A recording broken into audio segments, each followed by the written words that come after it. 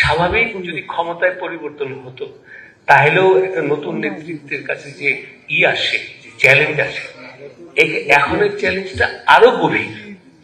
এমন তো না যে খুব একটা সুন্দর ইলেকশনের মাধ্যমে পার্টি বদলাচ্ছে, উনি আসলেন। বাংলাদেশ এই মুহূর্তে খুব একটা ডিভাস্টেটেড একটা জায়গায় আছে। Institutions are being challenged and destroyed. আপনারা প্লিজ মনে রাখবেন যে বাংলাদেশের 53 বছর বয়সে কোন মিডিয়ার অফিস আগুন জ্বালানো হয় নাই। সর্বপ্রথমবারের মতন প্রথম আলো, ডেইলি স্টার অফিসে আগুন জ্বালালো কেন? আমরা কি অপরাধ করলাম? আমি এটা অনুরোধ করব সমস্ত মিডিয়াকে যে সত্যিকার অর্থে আপনারা এটা প্রশ্ন করবেন। তবে ভবিষ্যতের দিকে আমি তাকাতে চাই।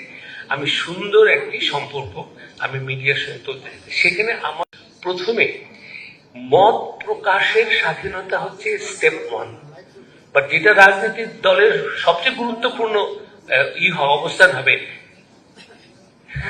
মানে কি বলবো, ক্রিটিক্যাল মত প্রকাশের স্বাধীনতা।